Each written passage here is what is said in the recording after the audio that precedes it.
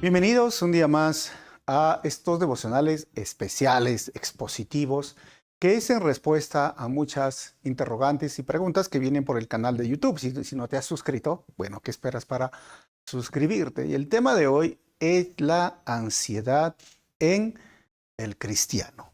Y cuando hablamos de ansiedad, muchas personas, hoy día es muy famoso, ¿no? Ay, soy ansioso, sufro de ansiedad. Las personas quieren sufrir de ansiedad, pero a veces no entienden que la ansiedad es catalogado como un trastorno.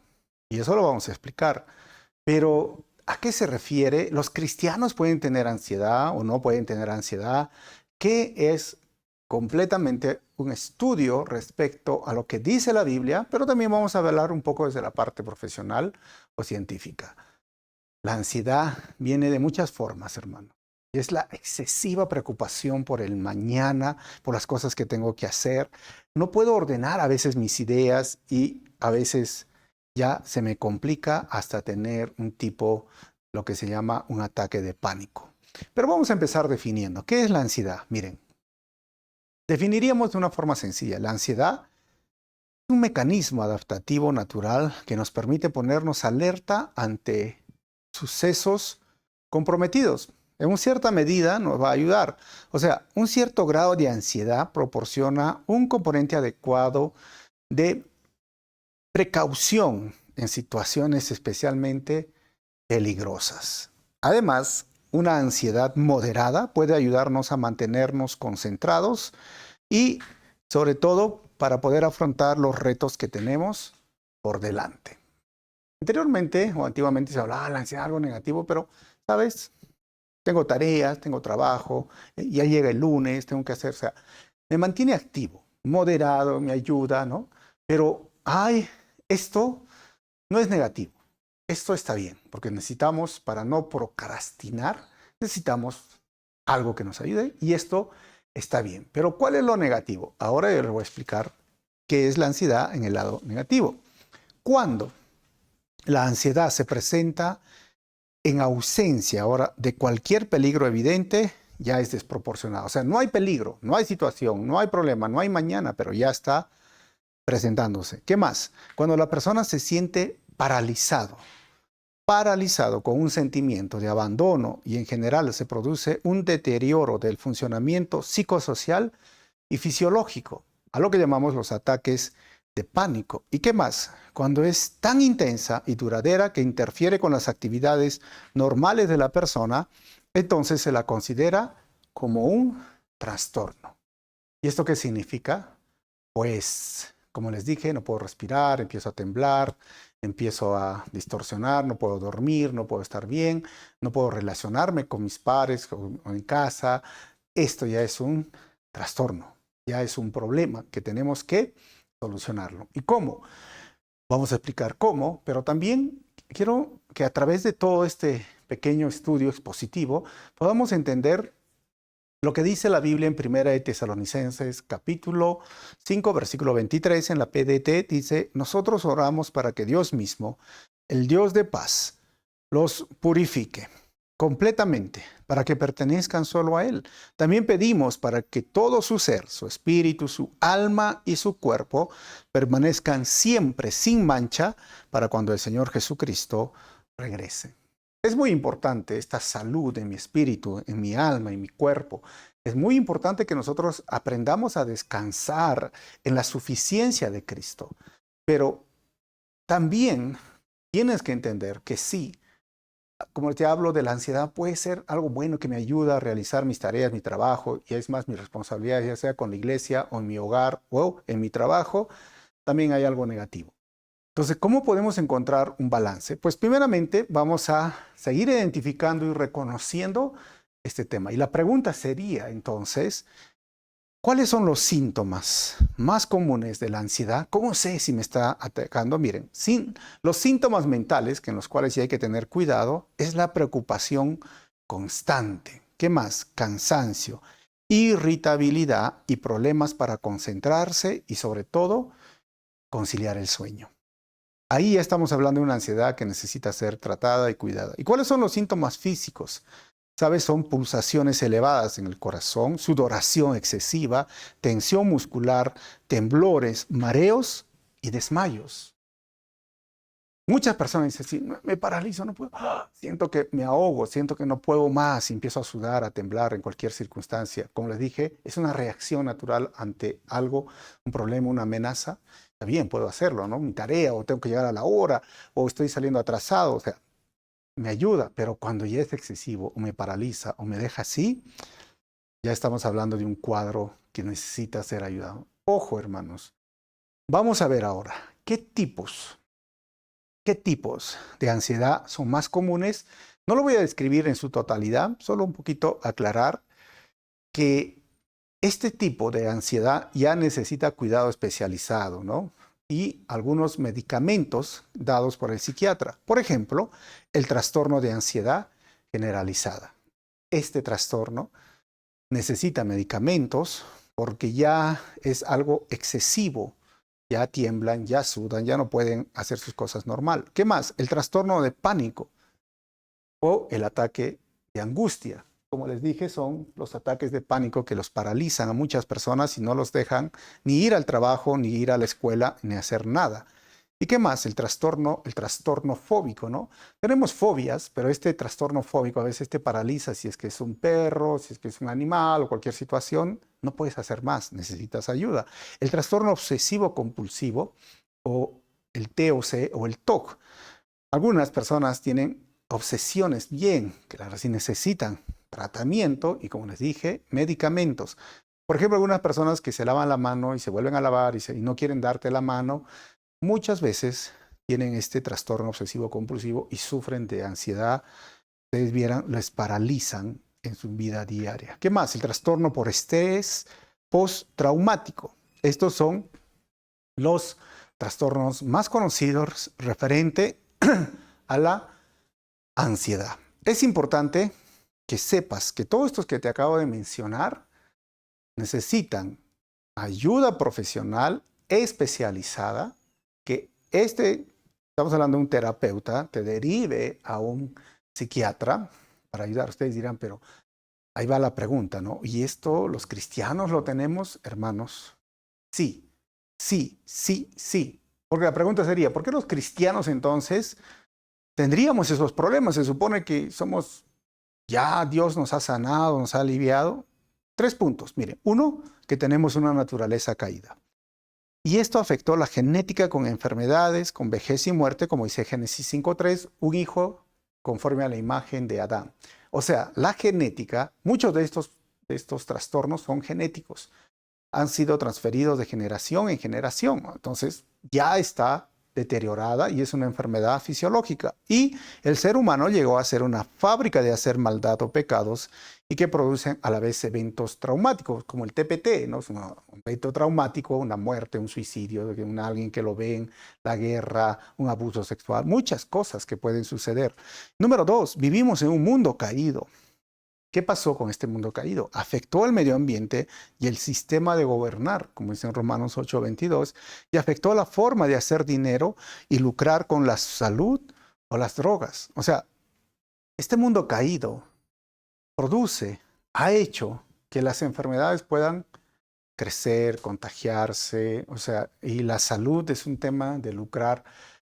Así que tengamos presente estos 2 puntos, pero también hay un tercer punto que necesitamos considerar. ¿Cuál es? Que tenemos un enemigo. Y este enemigo afectó muchas veces a la influencia del mal y hacer daño al ser humano. Primera de Pedro 5:8 dice que Satanás anda como un león rugiente buscando a quien devorar. Y el diablo sabe que su tiempo está cerca y desata su odio a la humanidad. Algunos dirán, pero está diciendo entonces que estas son enfermedades producidas por demonios. Mira, en el tiempo de Jesús habían personas que estaban prisioneras por el enemigo. Pero si son cristianos, ya el enemigo no nos afecta, no tiene como jurisdicción o derecho sobre un hijo de Dios. Si no ha nacido de nuevo, obviamente, ¿no? Por eso necesita conocer al Señor. O es un tema de este mundo caído, o es un tema de simplemente una cuestión genética o el ADN. Porque algunos dicen, pero entonces, Si lo llevo a una terapia o al psiquiatra, ¿se va a curar? Hermanos, ya sea en el tema de la depresión, que es ya un tema fisiológico que le expliqué en el primer video, en el segundo hablé de la segunda, de la salud mental, y ahora este es el tercer video hablando de la ansiedad. Hay asuntos que son cuestiones fisiológicas o son enfermedades que se lo llama así, y no quiero etiquetar como algunos, pues me está diciendo enfermo, no, o sea, simplemente que entiendan que es un problema, es una condición, me condiciona. Por ejemplo, yo sufro de prediabetes, ¿no? Y esto me condiciona, nada de azúcar, tengo que tener cuidado con los carbohidratos, tengo que tener cuidado con mi salud, la forma en que como, la forma en que hago deporte y todo esto. O sea, tengo que modificar mi conducta, mis hábitos alimenticios. Hermanos, alguno dirá, pero ora y se va la diabetes. He orado, he pedido oración y que me condiciona hasta el día que voy a morir. ¿Y cómo lo hago? Lo cuido a través de los alimentos, igual, sigo orando, confiando en el Señor.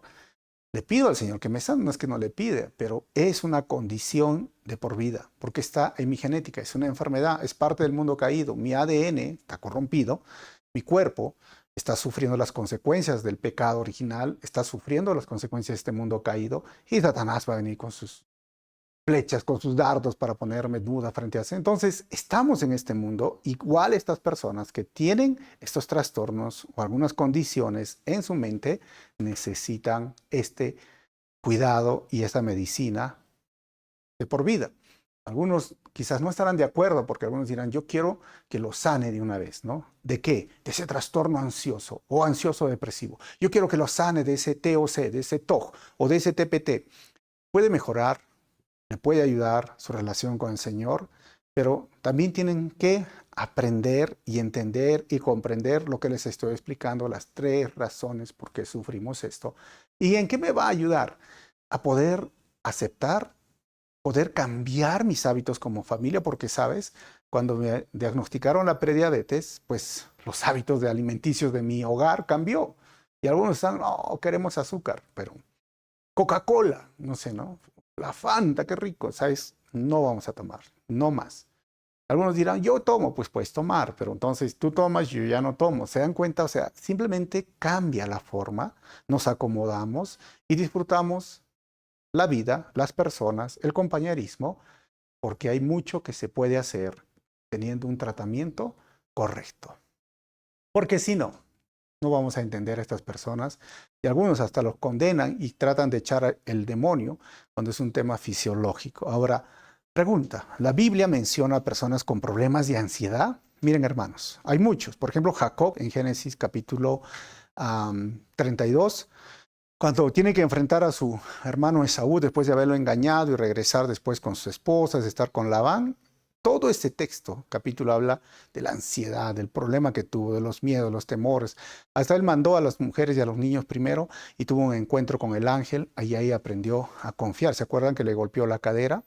Ana, en 1 Samuel capítulo 1, cuando Pinina tenía otros hijos y ya no podía tener hijos, era estéril, dice que estaba angustiada y lloraba. Esa es una ansiedad.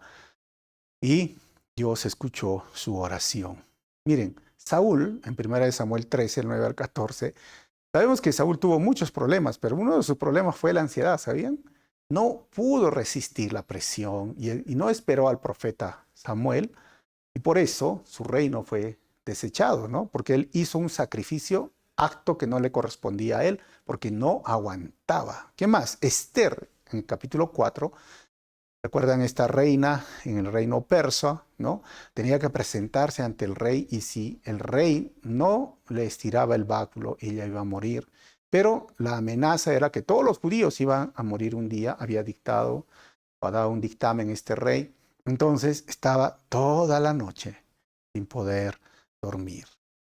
O sea, eso es, y muchas otras. Elías iba a morirse desesperado, o sea, David cuando pecó, o sea, sí vemos, hay muchos cuadros. Ahora, sí la Biblia muestra que es un problema de la humanidad, por eso les dije, la humanidad caída. Ahora, pregunta, entonces, ¿qué debo de hacer?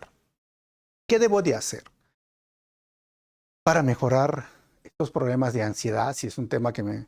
Miren, Lo primero es que tenemos que aprender a confiar en la palabra de Dios, la suficiencia de Cristo. Mateo 6, que habla del sermón del monte, este sermón, ¿sabes qué? Mateo 5, Mateo 6, Mateo 7, que son 3 capítulos del sermón del monte, nos dice Jesús que aprendamos a vivir como discípulos. Esa es la forma que debe vivir un discípulo. ¿Qué más? Cambiar nuestra manera de ver el mundo, cambiar nuestra perspectiva de vida, porque hemos sido acostumbrados, y aún los judíos en esa época, a un estilo de vida totalmente diferente. Por eso cambiemos nuestra manera de ver el mundo. Es decir, pongámonos los lentes bíblicos, que nuestra cosmovisión sea bíblica, que podamos aprender a vivir como Cristo vivió en este mundo. Muchos de los problemas de ansiedad es porque el cristiano no vive como su Señor. Por eso te recomiendo, lee Mateo 6.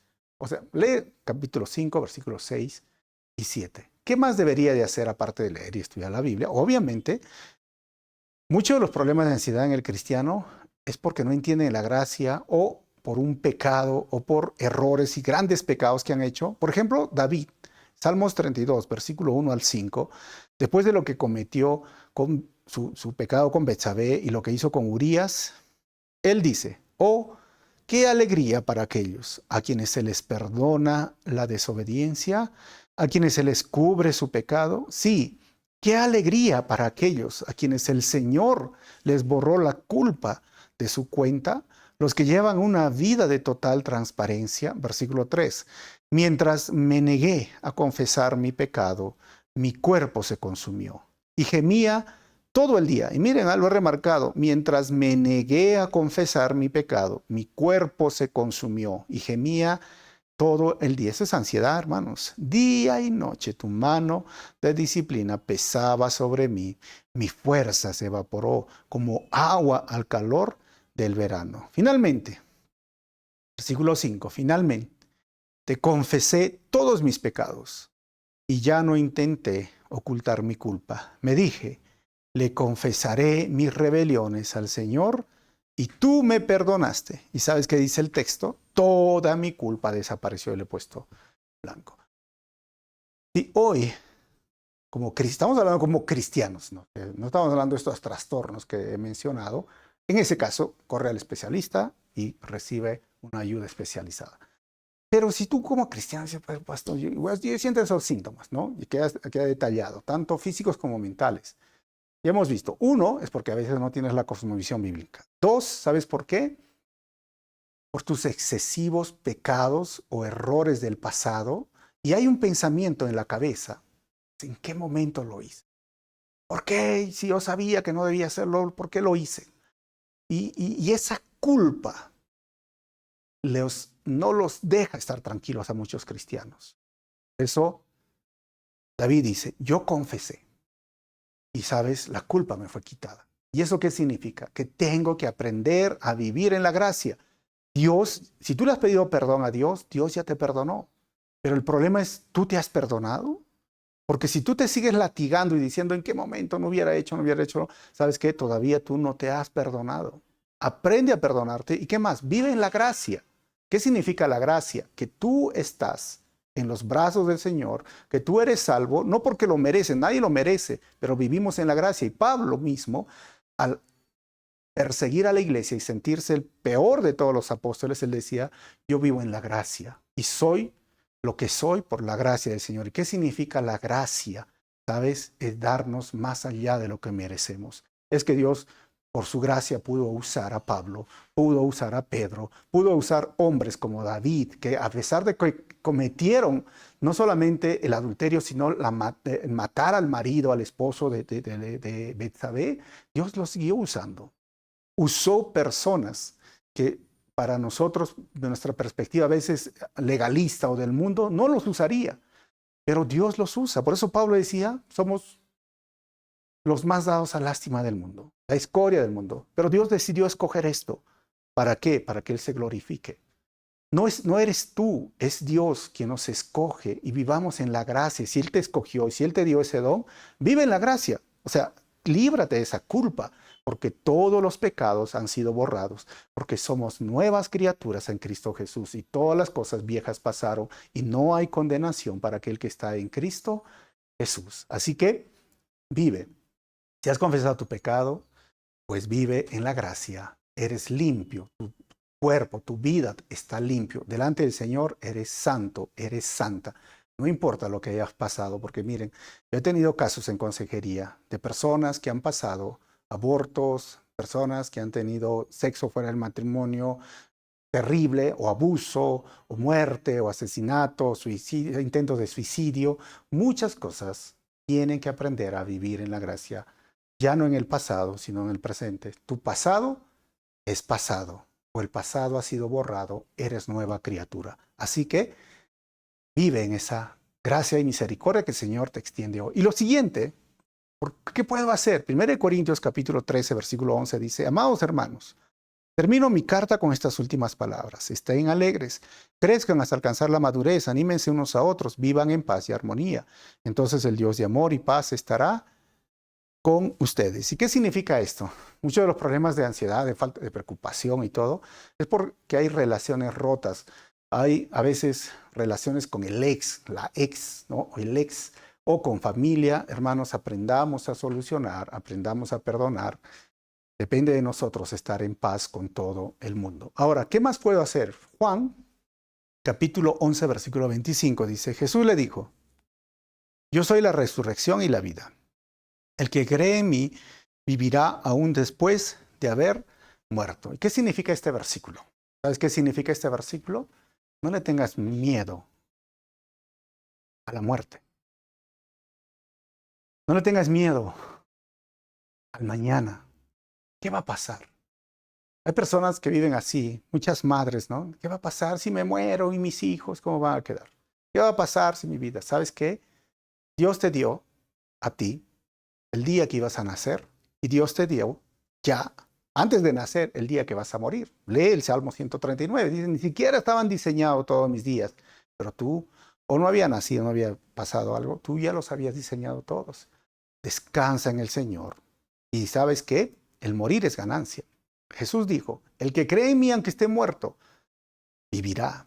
Así que Dios tiene tu vida en sus manos y va a ser conforme a su perfecta voluntad. ¿Y qué más? Mateo 8, 25, 26.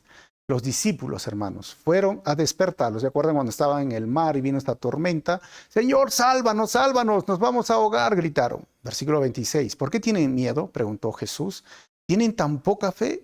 Entonces se levantó y reprendió al viento y a las olas y de repente hubo una gran calma. ¿Y qué quiero decirte con este versículo? Pues no tengas miedo de las tormentas, de los problemas que se levantan, ya sea en tu familia, ya sea en tu negocio, en tu trabajo, en el porvenir.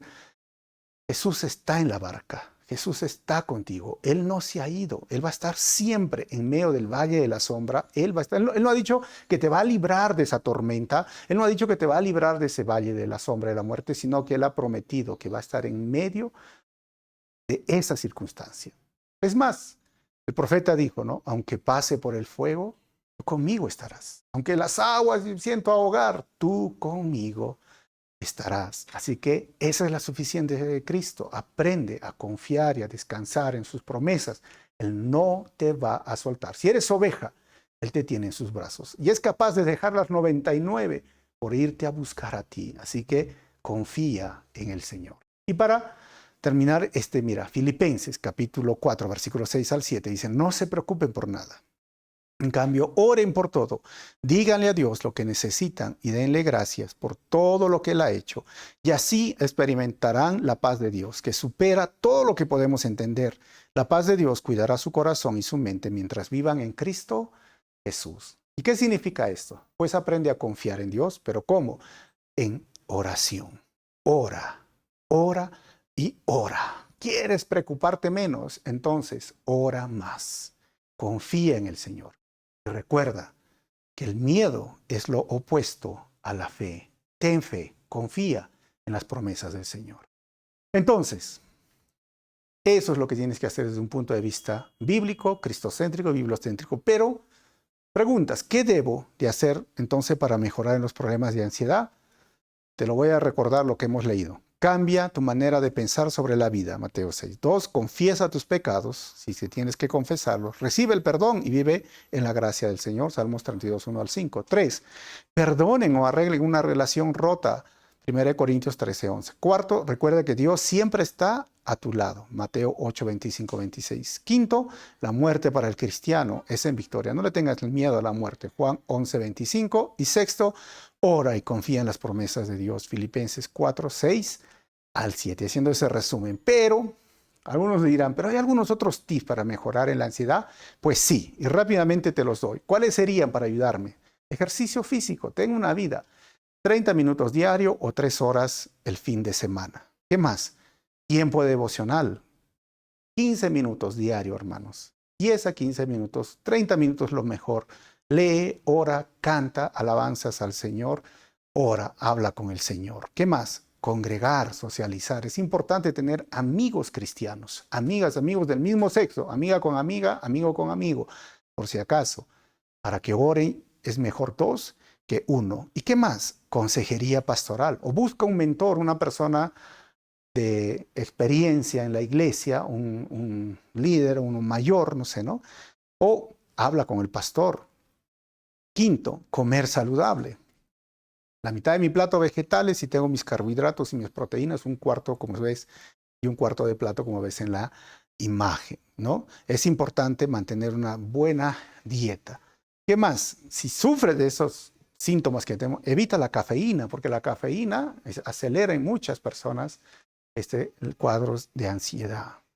Y 7, realiza actividades, hobbies, ¿no? O sea, no estés con un vacío así sin hacer nada. Ponte a estudiar música, lee libros, dibuja, no sé, estudia en las redes sociales, idiomas, etcétera, si tienes estos cuadros. Entonces, haciendo un resumen ¿hay algunos otros tipos para mejorar en la ansiedad? Sí, hacer ejercicio. 2, tiempo devocional, lee la Biblia, lee un libro. 3, congregar o socializar. 4, consejería pastoral, un mentor o una ayuda especializada, si en caso sea necesario, terapeuta. 5, comer saludable. 6, evitar cafeína o estimulantes. A veces también cuando hablamos de cafeína, no solo es el café, también puede ser esos estimulantes, esas bebidas energizantes, ¿no? Y 7, realizar actividades o hobbies, ¿no? Entonces, todo eso, hablando de la perspectiva bíblica, cristocéntrica, de la suficiencia de Cristo. Y ahora, tips prácticos. Recuerden que esto te lo doy simplemente como para información y espero que te ayude un cuadro, pero si el cuadro persiste, miren, sigue todos los síntomas físicos, mentales, busca ayuda especializada. No es malo ir a una persona especializada en este tema. Pero sobre todo, mi oración es que puedas entender y comprender la suficiencia de Cristo. Y lo que dice Primera de Pedro capítulo 5, versículo 7, que dice, pongan todas sus preocupaciones y ansiedades en las manos de Dios, porque Él cuida de ustedes. Pon tu preocupación, hermano o hermana. Pon tu ansiedad, tu excesiva preocupación del futuro o del mañana en las manos de Dios, porque Él cuida de ustedes. O sea, ¿qué tengo que hacer? ¿Qué me está diciendo, pastor? Como te digo, pon tu cosmovisión. El cerebro no solamente necesita ser cuidado, protegido por todos esos tips que estoy dando, sino necesita ser manejado, cambiado, controlado, modificado en mis pensamientos. Y Jesús dice, mira las aves del campo. No se esfuerzan, no trabajan, pero se visten bonito. Mira los lirios del campo. Ni Salomón se vistió así. No están preocupados del mañana. ¿Quién por tanto preocuparse ha aumentado, no sé, 1 centímetro, 2 centímetros más? Hermano, confía, aprende a confiar en el Señor. O sea, el cerebro necesita ser educado. Esa voz interior que a veces me dice, no puedes, no lo vas a hacer, no lo vas a lograr, hermanos, cambia. ¿Cómo? Por medio de la palabra del Señor. Por eso, sigue esos tips y recuerda, todas tus preocupaciones, toda ansiedad, pon en las manos de Dios. ¿Por qué? Porque Él cuida de ti. Él cuida de ti. Te recuerdo una vez más, Él cuida de ti. Te amó, te ama y te seguirá amando siempre. La prueba es la cruz. La prueba es que resucitó y está contigo. La prueba es que vive en ti no te va a soltar. Que el Señor te bendiga y nos vemos en el próximo devocional.